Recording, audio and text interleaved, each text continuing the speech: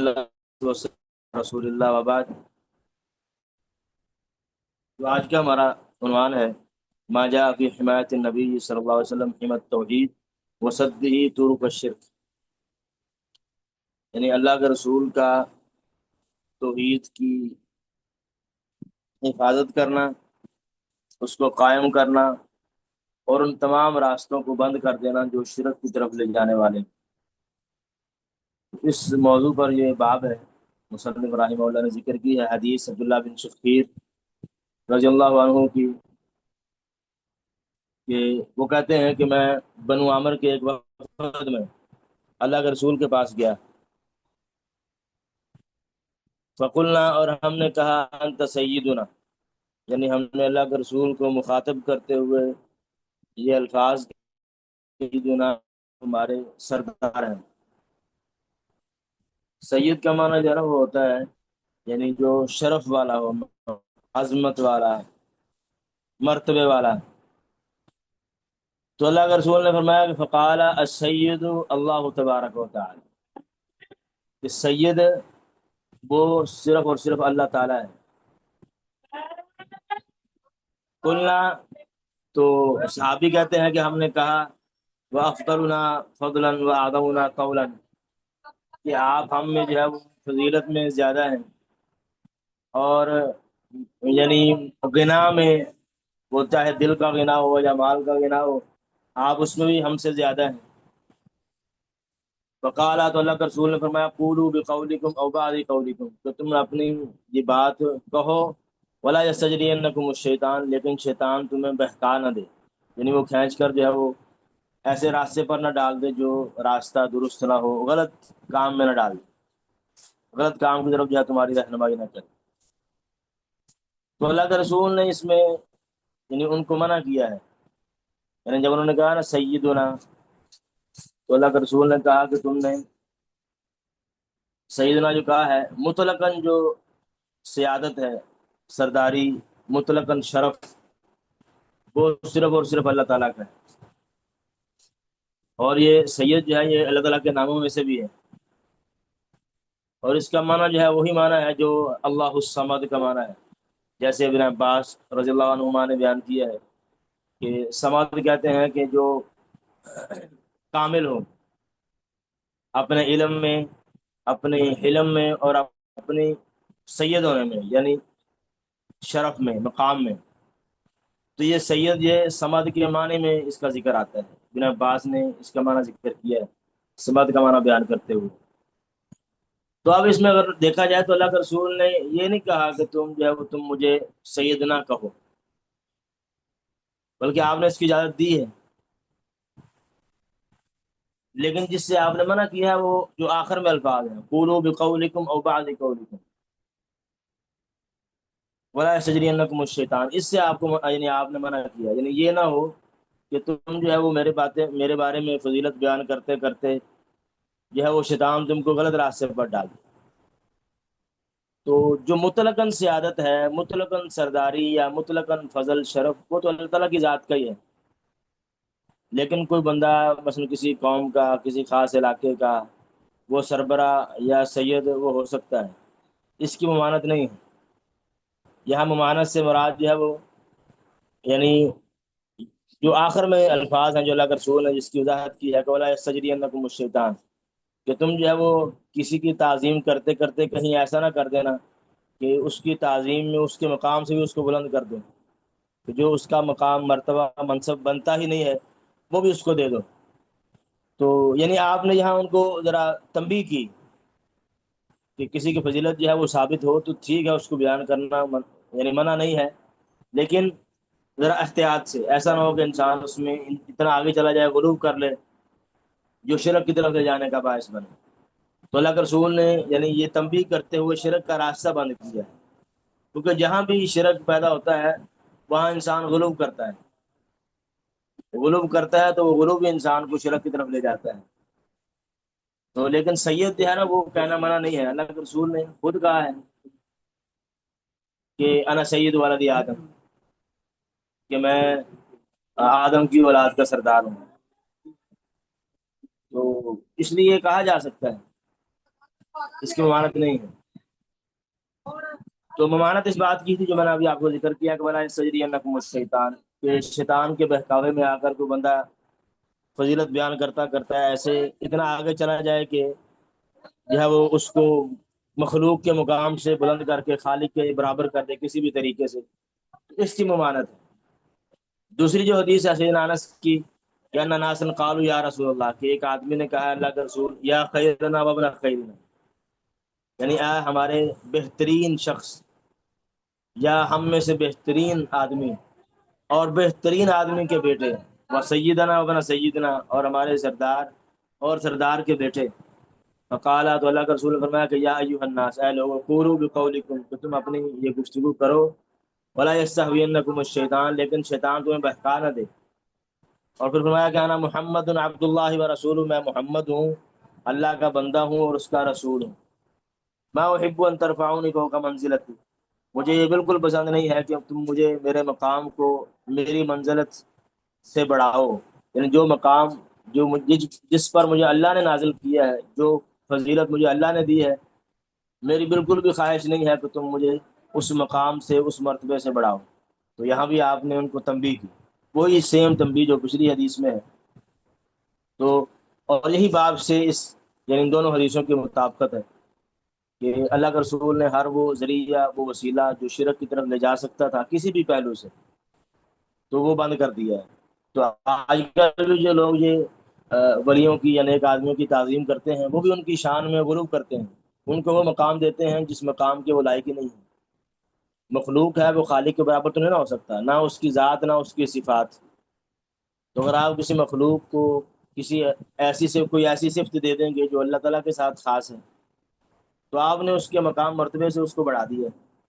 تو اللہ کے رسول نے ان دونوں حدیثوں میں شیطان کے بہکاوے میں آ کر کسی کی تعظیم کرتے کرتے جو ہے وہ شرک تک جانے سے منع کیا ہے کہ انسان جو ہے وہ ایسا کام نہ کرے۔ اور آپ نے جو ہے اپنے بارے میں جو الفاظ کے ہیں عبداللہ و رسول ہوں، اس سے بڑھ کر آپ کا وصف ہو نہیں سکتا کہ میں اللہ کا بندہ ہوں اور اللہ کا رسول ہوں۔ اللہ تعالیٰ نے قرآن مجید میں جو آپ کی جب فضیلت بیان کرنا مقصد تھی، وہاں اللہ کے رسول کا ذکر عبد کے لفظ کے ساتھ کیا ہے۔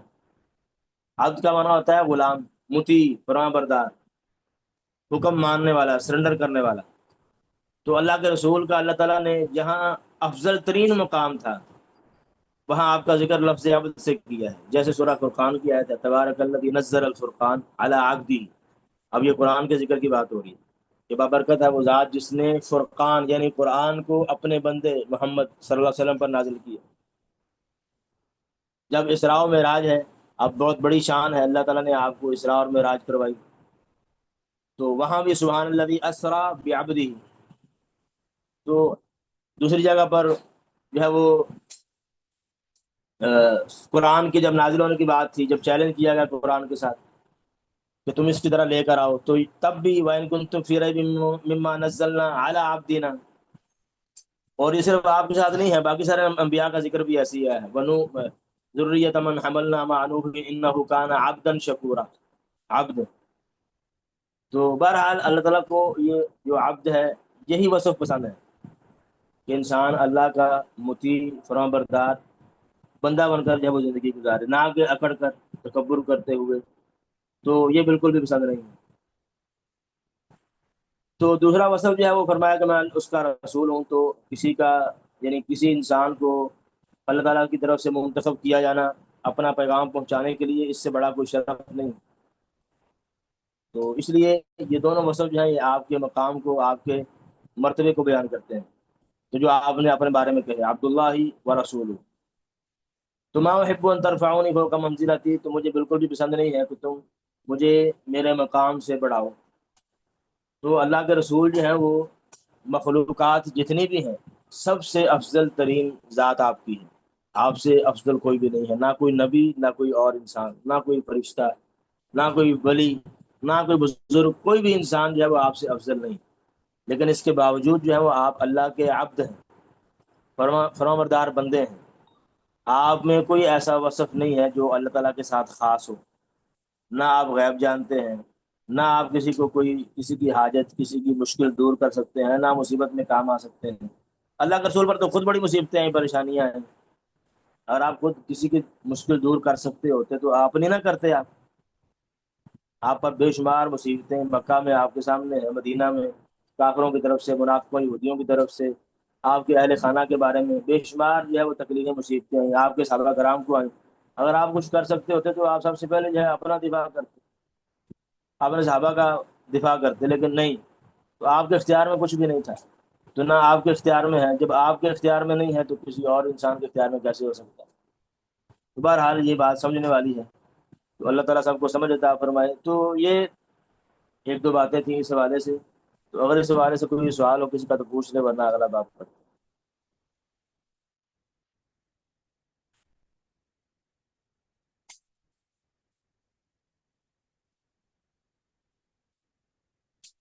جی ہر چیز واضح ہے، ابو تعالیٰ صاحب جی آ سر۔ گئے؟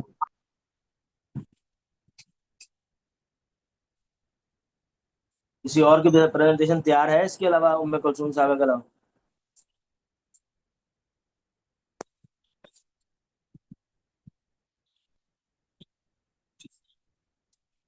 کسی اور کی تیار نہیں ہے؟ چلیں ٹھیک ہے۔ جو اگلا جو باب ہے، باب ما جاء فی المصورین، تو یہ بڑا آپ کہہ لیں کہ سینسیٹیو مسئلہ ہے، خاص طور پر آج کل کے حوالے سے، تصویر بنانے والوں کے بارے میں، یعنی اس بارے میں جو وعید اور جو سختی اللہ کے رسول سے منقول ہے، اس بارے میں یہ باب ہے۔ تو پہلی حدیث جو مصنف نے ذکر کی ہے، یہ پہلے ساری احادیث جو ہے نا وہ پڑھ لیں، پھر میں آپ کو اس کی ڈیٹیل بتاتا ہوں۔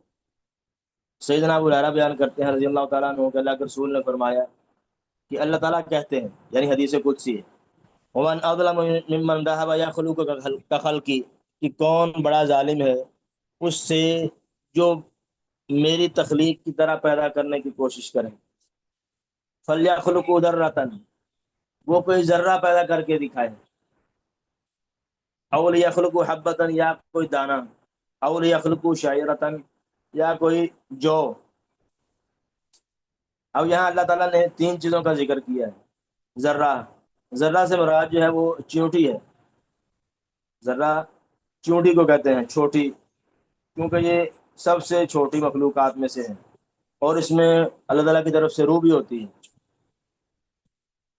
تو اللہ تعالیٰ نے فرمایا کہ جو بندہ، یعنی اس سے بڑا کوئی ظالم نہیں ہے جو میری تخلیق کی طرح پیدا کرنے کی کوشش کرے، چاہیے کہ وہ کوئی چھوٹی سی چونٹی ہی پیدا کر کے دکھا دیں، اس میں روح ہوتی ہے۔ اب کسی انسان کی بلکہ پورے انسان جمع ہو جائے تو نہیں پیدا کر سکتے۔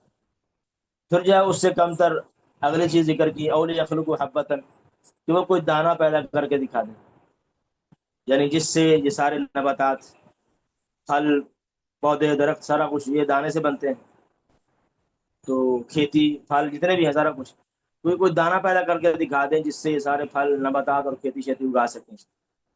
اور پھر فرمایا کہ کوئی جو، تو ممکن ہے کہ یہاں جو سے مراد جو کا درخت ہو، کہ جو کا درخت ہی پیدا کر کے دکھا دیں۔ تو ایک تو یہ یہاں ذکر کی کہ یعنی اس کی مذمت میں یہ حدیث کہ اللہ تعالیٰ نے اس کو سب سے بڑا ظالم قرار دیا ہے جو اللہ کی تخلیق کی طرح پیدا کرنے کی کوشش کرے۔ دوسری چیز ہے وہ بخاری مسلم کی روایت ہے، سید عائشہ بیان کرتی ہیں، ان رسول اللہ قال، بے شک اللہ کے رسول صلی اللہ علیہ وسلم نے فرمایا کہ اشد الناس عذابا یوم القیامہ الذین یضاہئون بخلق اللہ، کہ قیامت کے دن سب سے سخت ترین عذاب ان لوگوں کو ہوگا جو اللہ کی تخلیق سے مشابہت اختیار کرتے ہیں، مشابہت کرتے ہیں۔ یضاہئون کا معنی ہے یشابہون، یعنی یہ قیامت کا دن سب سے سخت ترین عذاب ایسے لوگوں کو ہوگا جو اللہ کی مخلوق سے مشابہت کرتے ہیں۔ اس سے آگے جو حدیث ہے ابن عباس کی، وہ فرماتے ہیں کہ میں نے اللہ کے رسول کو سنا کہتے ہوئے کل مصور فی النار، کہ ہر تصویر بنانے والا وہ آگ میں ہے، یجعل له بكل صورت صورها نفس یعذب بها فی جہنم، کہ بنایا جائے گا اس کے لیے ہر صورت، تصویر کے بدلے جو بنائے گا ایک جان، یعذب بها، جس کے ذریعے سے اس کو جہنم میں عذاب دیا جائے گا، نعوذ باللہ۔ تو یہ بھی تصویر بنانے کی مذمت اور وعید کے بارے میں ہے۔ اور بخاری مسلم کی ہی روایت ہے کہ من صور صورتا فی الدنیا، تو جس بندے نے دنیا میں کوئی صورت کوئی شکل بنائی، کلف ان ينفخ فیها الروح ولیس بنافخ، تو قیامت کے دن اس کو مکلف ٹھہرایا جائے گا، ذمہ دار بنایا جائے گا کہ اس میں روح پھونکے، لیکن وہ روح نہیں پھونک سکے گا۔ اور مسلم کی روایت میں آتا ہے، ابو الاحیاج اسدی بیان کرتے ہیں کہ مجھے حضرت علی نے بھیجا اور کہا کہ الا ابعثک علی ما بعثنی علیہ رسول اللہ، یعنی میں کیا تجھے اس کام کے لیے نہ روانہ کروں جس کام کے لیے مجھے اللہ کے رسول نے بھیجا تھا۔ پھر بتایا کہ اللہ تدع صورتا الا تمستا، کہ تجھے کوئی صورت کوئی شکل نظر آئے تو اس کو مٹا دینا، ولا قبر مشرفا، اور اگر کوئی قبر بلند ہو تو اس کو برابر کر دینا۔ اب یہ ساری احادیث ہیں یہ تصویر کی مذمت کے بارے میں۔ تو اس میں جو علماء کی کلام کا جو خلاصہ ہے وہ میں آپ کے سامنے پیش کرتا ہوں۔ یہ موضوع بڑا سینسیٹیو ہے اور بڑی لمبی چوڑی بحث اس والے سے مختلف کتابوں میں یا دیگر رسائل میں موجود ہے۔ میں صرف اشارہ آپ کو کروں گا۔ ایک وہ تصویر ہے جو بالاتفاق تمام علماء کے ہاں حرام ہے، شروع سے لے کر آج تک جتنے بھی علماء اہل علم گزرے ہیں سب کے ہاں متفقہ طور پر حرام ہے۔ وہ کون سی ہے؟ وہ ہے مجسمہ، زیرو چیز کا، جیسے انسان کسی انسان کی شکل بنا دے مجسمہ، یا کسی جانور کا، شیر کا، گھوڑے کا، یا کسی اور چیز کا، بالاتفاق حرام ہے۔ وہ مجسمہ ہو یا انہی زیرو چیزوں کی شکل انسان جو ہے وہ اپنے ہاتھ سے، پینٹنگ جس کو کہتے ہیں، وہ دیوار پر بنائے، درخت پر بنائے، کمرے یعنی اپنے کپڑوں پر بنائے، یا کاغذ پر بنائے، کسی بھی چیز پر بنائے، پینٹنگ زیرو چیز کی اپنے ہاتھ سے بنائی گئی، یا مجسمہ زیرو چیز کا جو انسان ہو، جانور ہو، کوئی بھی ہو جس میں روح ہے، تو وہ بالاتفاق حرام ہے۔ اس کی حرمت پر کوئی جو ہے نا وہ اختلاف نہیں، وہ ان تمام احادیث میں شامل ہے جو یہ وعید آپ نے سنی، اور یہ وعید بڑی سخت ہے، تو اللہ تعالیٰ جو ہے سب کو بچا کے رکھے۔ تو دوسری وہ صورت ہے کہ جو بالاتفاق جائز ہے، اس میں دو چیزیں آ جاتی ہیں۔ ایک ہے جو جمادات ہیں، بے جان چیزیں ہیں، جو ایک ہی حالت پر رہتی ہیں، وہ بڑھتی نہیں ہیں، ان میں نشو و نما گروتھ نہیں ہوتی، جیسے مثلا دیوار ہے، اب دیوار کی تصویر، یا پہاڑوں کی تصویر جو بڑھنے والی نہیں ہے، یعنی ایک ہی حالت پر رہتی ہیں، تو اس کی تصویر بنانے میں کوئی مسئلہ نہیں ہے، کوئی حرج نہیں ہے۔ انسان پہاڑوں کی تصویریں یعنی جمالات کی بنا سکتا ہے جو بالکل بے جان چیزیں ہیں، یا وہ چیزیں جو انسان نے خود بنائی ہوں، یعنی وہ اللہ تعالیٰ کی تخلیق نہیں ہے، انسان نے بنائی ہے، جیسے مثلا انسان نے گاڑی بنائی ہے، اب گاڑی بنائی انسان نے ہے تو گاڑی کی تصویر بنانا بھی جائز ہے۔ جہاز ہے، بنایا انسان نے ہے تو تصویر بنانا، موٹر سائیکل کی، سائیکل کی، یعنی جو اب کمپیوٹر کی، موبائل کی تصویر بنانے میں کوئی مسئلہ نہیں ہے، کیونکہ جب اصل بنانا جائز ہے تو اس کی تصویر بھی جائز ہے، تو یہ بھی بال اتفاق اس میں کوئی ایشو نہیں ہے۔ ایسے ہی وہ چیزیں جمادات اور نباتات میں سے جو ان کی گروتھ ہوتی ہے، اب پودے ہیں، وہ کل کو چھوٹا تھا آج بڑا ہو گیا ہوگا، 4 دن بعد اور بڑا ہو جائے گا، ان کی گروتھ ہوتی رہتی ہے، درختوں کی گروتھ ہوتی ہے۔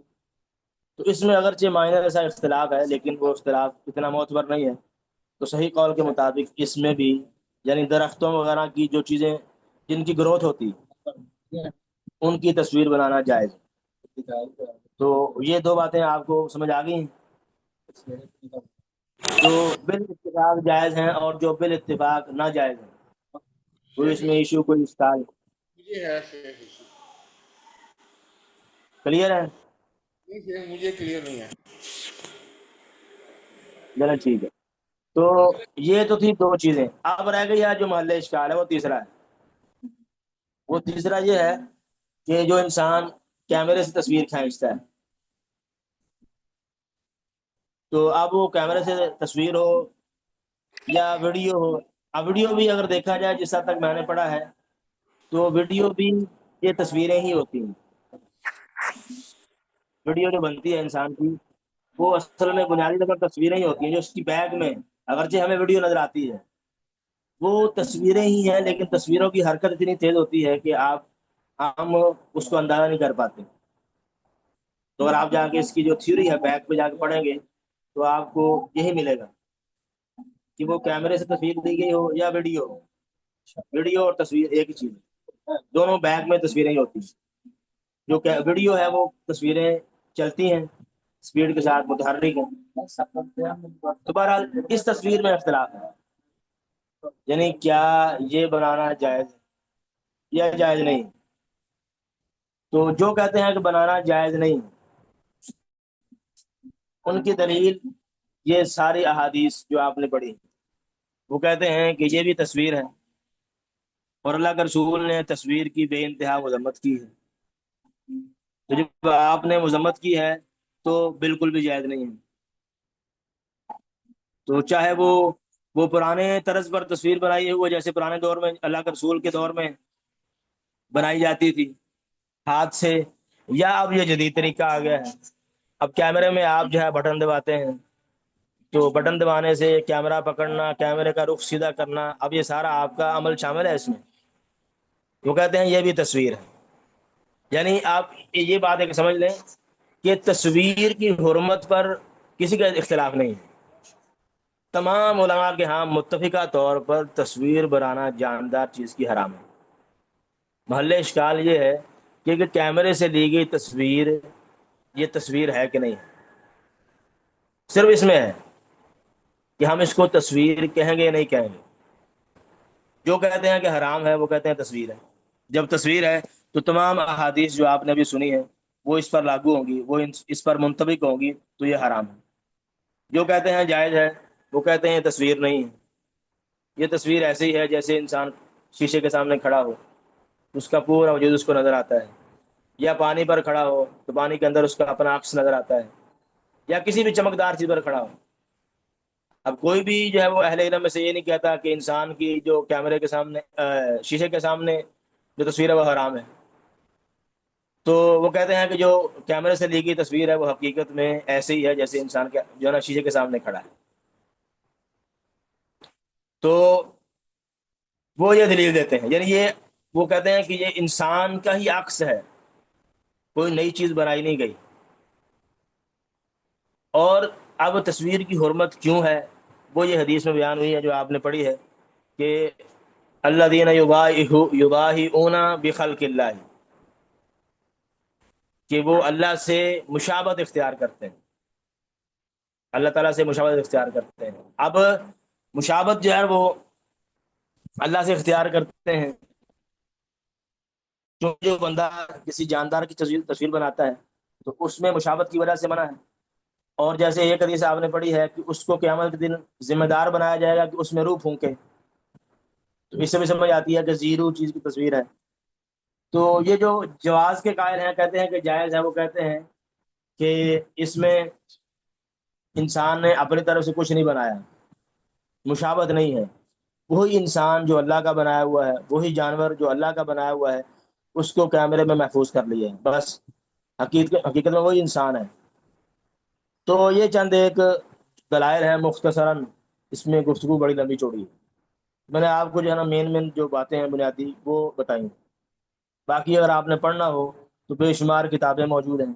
تو خلاصہ جو ہے نا وہ یہ ہے کہ جتنا ہو سکے، جس قدر ہو سکے، یعنی جو کیمرے کی تصویر کو جائز بھی کہتے ہیں یا ناجائز کہتے ہیں، جس قدر ہو سکے اسی قدر اجتناب بہتر ہے۔ اور یہ بھی نہیں ہونا چاہیے کہ انسان جو ہے وہ البم بنا کے اور دیواروں پر تصویریں لگا لے، اپنے بڑوں کی یا اپنی یا کسی اور کی یا کسی حکمران کی، تو یہ بھی درست نہیں ہے۔ اور جس قدر ہو سکے جو ہے اسی قدر تصویریں کم بنانی چاہیے، احتیاط اسی میں ہے۔ واللہ عالم۔ تو یہ تھی چند ایک گزارشات اس حوالے سے، تصویر کے حوالے سے۔ باقی جو ابو طلحہ صاحب، آپ اسکرین شیئر کر کے جو ہے نا وہ پریزنٹیشن دیں، جی صرف 3 سے 4 منٹ میں۔ السلام علیکم، میری آواز آ رہی ہے شیخ؟ کیا آپ کی آواز آ رہی ہے؟ اسکرین شیئر کر دیں۔ पहले एक्चुअली वो एक सवाल मैंने पूछा था तो उस वक्त मेरी आवाज़ नहीं गई थी तो मैं फिर वो पूछ नहीं सका, और मैं स्क्रीन शेयर करता हूँ सर आपकी एक। हाँ जी।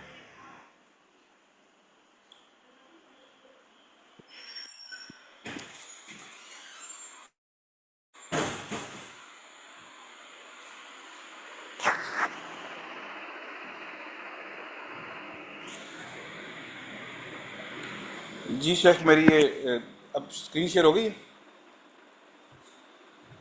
हो रही है, शुरू करें। ठीक है जी। बिस्मिल्लाहिर्रहमानिर्रहीम।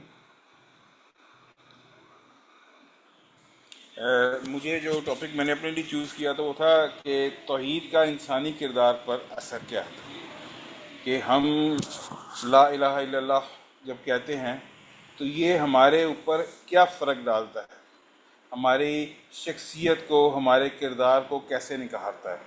तो उस सिलसिले में मैं ये नोट्स बना रहा हूँ। एक्चुअली थोड़ा सा मैंने अभी आज से शुरू किया है, तो अभी मैंने पॉइंट्स इकट्ठे किए हैं, वही मैं ज़ाहिर बात है 5 मिनट में हम सबसे शेयर कर लूँगा। और कोई मुझे मशवरा देना चाहें मेरे साथी तलबा में से भी तो बड़ी मेहरबानी होगी, और साजा भी गाइड करें तो और अच्छा होगा। तो मैं समझता हूँ कि मैंने देखा हुआ है कि जब हम तौहीद का मतलब हम समझते हैं कि सिर्फ ला इलाहा इल्लल्लाह नहीं है। तौहीद का मतलब ये है कि जब हम अल्लाह को इलाह मानते हैं और कहते हैं तो उसको माने, और फिर मानने का जो है वो तरीका ये है कि जब उसने जो जो कहा है उसके ऊपर हम अमल करें। जब हम उसके बताई हुई चीज़ों के ऊपर जब हम अमल करते हैं तो हम देखते हैं हमारे किरदार में बहुत सारी चीज़ें जो है ना उनमें बड़ा फ़र्क आहिस्ता आहिस्ता आना शुरू हो जाता है। जैसे मिसाल के तौर पे हमारे आजी और इनके सारी हमें आ जाती है, हमें तकब्बर का ख़ात्मा हो जाता है, जिसमें कुरान में सूरह लुक़मान में भी अल्लाह ताला कहता है ना कि दूसरों के साथ अपने गाल ना फैलाओ और ज़मीन पे अकड़ के और उतराते हुए ना चलो, कि अल्लाह तकब्बर करने वाले को पसंद नहीं करता। तो हम जो है अपने आप को जो है जब अल्लाह के हुक्म के मुताबिक करते हैं तो फिर हमारे अंदर आजिज़ी आ जाती है, हमारे अंदर तकब्बर का ख़ात्मा होता है। हम हर इंसान से अच्छे अखलाक के साथ बात करते हैं, और अखलाक जो है वही इंसान का सबसे पहला और ज़रूरी चीज़ है। इसी तरह फिर यह है कि इंसान में जुर्रत और बेबाकी की भी आ जाती है। जब हमें अल्लाह के अलावा किसी और सिर्फ डर है कि हमने अल्लाह को क्या जवाब देना है, तो हम हक बात कहने से कभी जो है ना वो चूकेंगे नहीं। तो हम हक बात अल्लाह के कहने के हुक्म के मुताबिक करते रहते हैं। और फिर वही कि इसमें भी सूरह ज़ाब में भी जो अल्लाह ताला कहता है ना, अल्लज़ीना युबल्लिगूना रसालतिल्लाहि व यख्शऊनहु वला यख्शऊना अहदल्लाहि इल्लल्लाह अहदन इल्लल्लाह, कि वो जो है अल्लाह के अलावा किसी और से नहीं डरते हैं। इसी तरह हदीस में भी है, जैसे वो हज़रत अब्दुल्ला बिन अब्बास को अल्लाह के नबी ने नसीहत की थी कि तुम सब अगर अल्लाह ताला तुम्हारे लिए अगर भला करना चाहे तो सब मिलकर भी तुम्हारा कोई बुरा नहीं कर सकते, इसलिए तुम अल्लाह के ऊपर कामिल यकीन रखो। और इंसान को जो तौहीद है वो सदाकत और दियानतदारी का जो एहसास भी देती है, क्योंकि हमें पता है कि हमारा इलाह अल्लाह है, हमने उसके पास लौट के जाना है। तो हम जो भी बात कर रहे हैं, जो काम कर रहे हैं, जो किसी के साथ भला या बुरा कर रहे हैं, हमने उसकी जवाबदेही करनी है। हमने खजूर की गुठली के छिलके के बराबर भी चीज़ जो है उस अमल का भी हमने जवाब देना, और जहाँ भी हैं हमें अल्लाह देख रहा है, तो इसलिए हमें उसकी जवाबदेही के लिए तैयार होना है। जब हम अल्लाह को मान रहे होते हैं और अल्लाह की बात सुन रहे होते हैं, उस पर अमल कर रहे होते हैं, तो इस जवाबदेही के लिए जब हमें तैयार होना होता है तो ज़ाहिर बात है हम इस तरह के काम करते हैं कि उसमें हम नाकाम ना हो सकें, या इस तरह के कामों से इज्तनाब करते हैं जिससे अल्लाह नाराज़ होता है। फिर इखलास और रियाकारी जो है ना, ये भी इंसान के किरदार पे बहुत ज़्यादा जो है ना इसमें असर पड़ता है, कि इंसान जो है वो अल्लाह ताला के लिए सारा कुछ जब खालिस हो जाता है, कि अल्लाह ताला के लिए उसको पता है कि जी मेरी नमाज जो है ये मैं अल्लाह के लिए अदा कर रहा हूँ, फिर वो नमाज पढ़ता नहीं है, फिर वो नमाज कायम करता है। फिर वो जब नमाज कायम करता है तो वो जो राब्ता अल्लाह के साथ उसका कायम होता है, जिसमें वो अल्लाह से अपने दिल की बात करता है, फिर वो अल्लाह से अपने दिल से मांगता है। फिर वो जब ईया का नाबुदु व ईया का नस्तईन कहता है तो वो दिल से कहता है, वो ये नहीं कहता कर रहा होता कि मैं सोच रहा हूँ कि मेरे घर का काम कैसे चल रहा, साथ अल्हम्दुलिल्लाह रब्बिल आलमीन अर्रहमान रहीम करके पढ़ रहा होता है, वो फिर दिल से पढ़ रहा होता है। और फिर इसी से जो है ना इंसानी मसावात में भी बड़ा फ़र्क पड़ता है। इंसान एक दूसरे को जो है अपने बराबर समझता है, और समझता है कि मेरा से कोई, मैं किसी से अफजल नहीं हूँ, मैं अल्लाह ताला के हुक्म के मुताबिक मैं सबके जैसा ही हूँ। और हाँ, अल्लाह ताला के हाँ अगर कोई अफजल है तो वो अपने اخلاق کی وجہ سے، اپنے اعمال کی وجہ سے، اپنی نیکیوں کی وجہ سے ہے۔ وہ خطبہ حج میں بھی اللہ کے نبی نے فرمایا تھا نا کہ کسی عربی کو اجمی پر، اجمی کو عربی پر، کسی گورے کو کالے پہ کوئی کسی قسم کی فضیلت نہیں ہے مگر تقوی کے ساتھ۔ پھر جو ہے نا انسان کا جو توحید کا جو عقیدہ ہے، یہ انسان کے اندر جو ذہنی خوف اور جو اضطراب ہے نا، اس سے انسان کو نجات دیتا ہے، ٹھیک ہے نا۔ اس میں بھی کہ اللہ تعالیٰ قرآن میں کہتا ہے نا کہ تمہارے دلوں کو جو سکون ملے گا وہ اللہ کے کلام سے ہی ملے گا۔ ہم اللہ تعالیٰ کی باتیں جب سنتے ہیں اس سے ہمیں حوصلہ ملتا ہے، اس سے ہمیں جنت کی بشارتیں ملتی ہیں، اس سے ہمیں پتہ لگتا ہے کہ یہ جو آزمائشیں ہم پہ آئی ہیں یہ اللہ کی طرف سے، اگر ہم ان میں صحیح طرح سے کامیاب ہو کے آگے نکل گئے انشاءاللہ الرحمن، تو اللہ تعالیٰ کے ہمیں اچھا انعام اس کا اجر ملے گا۔ اور یہی چیز جو ہے یہ ہمارا مایوسی کا بھی خاتمہ کرتی ہے۔ ہم پھر یہ نہیں جانتے کہ ہمیں وہ یہ کوئی ناکامی ہوئی ہے تو ہم مایوس ہو جائیں، ہمیں اللہ پہ بھروسہ ہوتا ہے۔ اور وہ جو اللہ پہ بھروسہ کیا کرتا ہے تو اللہ تعالیٰ کہتا ہے جب میرے پہ تو بھروسہ کرتا ہے تو میں تیرے لیے کافی ہوں، اللہ اس کے لیے کافی ہو جاتا ہے، ہمیں پھر اور کوئی ضرورت نہیں پڑتی۔ اور اسی طرح اندرونی کشمکش اور تناؤ جو ہے وہ انسان کا جو ہے نا وہ ختم ہو جاتا ہے۔ کیوں؟ اس لیے کہ اللہ تعالیٰ جو ہے نا وہ اس بندے کو یہ پتہ ہوتا ہے کہ میرا یہ الہ ہے، میں نے صرف اسی کو جواب دینا، اور میں نے اپنے آپ کو تیار ہی صرف اسی لیے کرنا ہے۔ تو جیسے اللہ تعالیٰ سورہ زمر میں بھی ایک آیت میں ایک مثال دیتا ہے کہ ایک غلام کا ذکر کرتا ہے جس کے کئی مالک ہوں، اللہ پوچھتا ہے کہ وہ بہتر ہے کہ جس کے کئی مالک ہو، کوئی کو کچھ حکم دے رہا ہے، کوئی کچھ حکم دے رہا ہے اور وہ پریشان ہو رہا ہے، یا جس کا صرف ایک ہی مالک ہو۔ تو اللہ تعالیٰ کا شرک کرنے والا وہی ایک مثال اس آدمی کی ہے جس کے کئی مالک ہوں، اور اللہ پہ اور توحید پہ یقین رکھنے والے شخص کی مثال اسی شخص کی ہے، ہمارے غلام کی، جس کا ایک مالک ہو وہ ذہنی انتشار کا شکار بھی نہیں ہوگا۔ اور اسی سے ہمیں کسی قسم کا ڈپریشن اور یہ چیزیں نہیں ہوتی، ہمیں تنہائی کا احساس نہیں ہوتا۔ جو بندہ اللہ تعالیٰ کو الہ مانتا ہے وہ کبھی تنہا نہیں ہو سکتا، کیونکہ اس کو ہر وقت اللہ کی یاد کرتا ہے، اور اللہ کو یاد کرتا رہتا چلیں ابو طلحہ صاحب، ہے۔ جی سر۔ بہت بہت شکریہ آپ کا، ماشاءاللہ بہت ہی اچھی تھی۔ میں صرف ایک حدیث ذکر کروں گا کہ اللہ تعالیٰ نے، اللہ کے رسول نے فرمایا تھا قولوا لا الہ الا اللہ تفلحون تملک العرب والعجم، جی سر۔ کہ لا الہ الا اللہ پڑھ لو کامیابی ہو جائے گی۔ تو دنیا کی ہر طرح کی کامیابی، آخرت کی کامیابی کا راز لا الہ الا اللہ میں ہے۔ تو وہ چاہے کوئی بھی انسان کی فیلڈ ہو، اس کی معاشی فیلڈ ہو، مالی ہو، عبادات کی ہو، ذاتی ہو، خاندانی ہو، وہ معاشرے کی ہو، ہر فیلڈ میں توحید جو ہے اس کا اثر لازمی ہے۔ بہرحال آپ نے اچھے پوائنٹ ریز کیے ہیں، بہت شکریہ آپ کا پارٹیسپیشن کا۔ تو جی ام کلثوم صاحبہ، ذرا ٹائم صرف 3 منٹ رہ گیا۔ جی سر، السلام علیکم ورحمۃ اللہ وبرکاتہ۔ میری اسکرین شیئر ہو رہی ہے؟ ہم، جی جی ہو رہی ہے، شروع کریں۔ جی جی سر، اعوذ باللہ من الشیطان الرجیم، بسم اللہ الرحمن الرحیم۔ سر کتاب توحید میں جو میں نے موضوع لیا وہ اللہ تعالیٰ کی محبت ہے جو کہ دین کی بنیاد ہے۔ اس میں یہ ٹاپک میں نے شیخ صالح بن فوزان حفظہ اللہ ان کی شرح، اس میں اس کی تفصیل بیان کرتے ہیں۔ سب سے پہلی جو آیت ہے اس کا ذکر ہے کہ بعض لوگ ایسے ہیں جو اللہ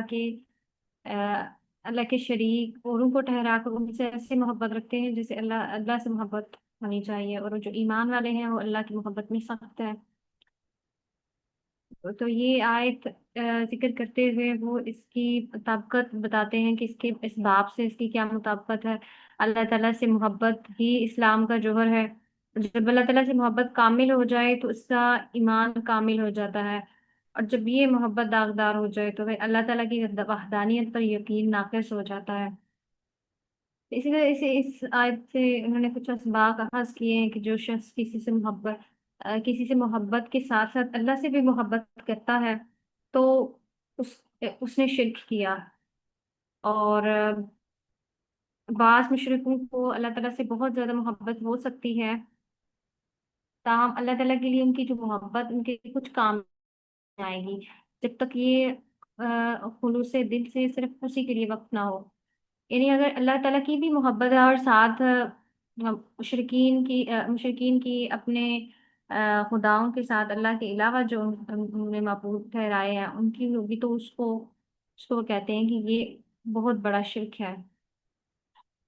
پھر آگے سورہ توبہ کی جو آیت ذکر کرتے ہیں کہ نبی صلی اللہ علیہ وسلم آپ کہہ دیجیے کہ اگر تمہارے باپ، تمہارے लड़के, तुम्हारे भाई, तुम्हारी बीवियां और तमाम तुम्हारे कुंबे कबीले और तुम्हारे कमाए हुए माल, और वो माल जिनकी कमी से तुम डरते हो, और वो हवेलियां जिन्हें जिन्हें तुम पसंद करते हो, और अगर तुम्हें ये अल्लाह और इसके रसूल से और इसकी राह में जिहाद से भी ज्यादा अजीज है, तो तुम इंतजार करो अल्लाह के कि अल्लाह का अजाब आए। और अल्लाह ताला फासिकों को हिदायत नहीं देता। इसमें इस आयत में नबी सल्लल्लाहु अलैहि वसल्लम को हुक्म दिया गया है कि वो उन लोगों को तंबीह करें जी जो उम्मे कुलसूम साहबा, टाइम बिल्कुल शायद को 10-15 सेकंड रह गए हैं, तो बहुत शुक्रिया आपका। तो जो आइंदा है ना, उनसे मेरी गुजारिश है कि कल इंशाल्लाह वो 2 से ज़्यादा स्टूडेंट कर सकेंगे, लेकिन सिर्फ मेन मेन हिंट्स बयान करने हैं। जैसे अबू तला साहब ने अच्छी कोशिश की है कि मेन मेन हिंट्स और साथ एक दलील, यानी पूरी आपकी प्रेजेंटेशन 10 सफ़ों की है, तो ये टाइम काफ़ी लग जाएगा। सिर्फ जो है बुनियादी बुनियादी बातें, ताकि उस पूरी प्रेजेंटेशन का खुलासा आ जाए जिसमें। तो अगर आप ऐसे करेंगे तो जी टाइम भी सर। बचेगा इंशाल्लाह। बहुत शुक्रिया आपका। जज़ाकुमुल्लाह खैरा, बारकल्लाहु फीक।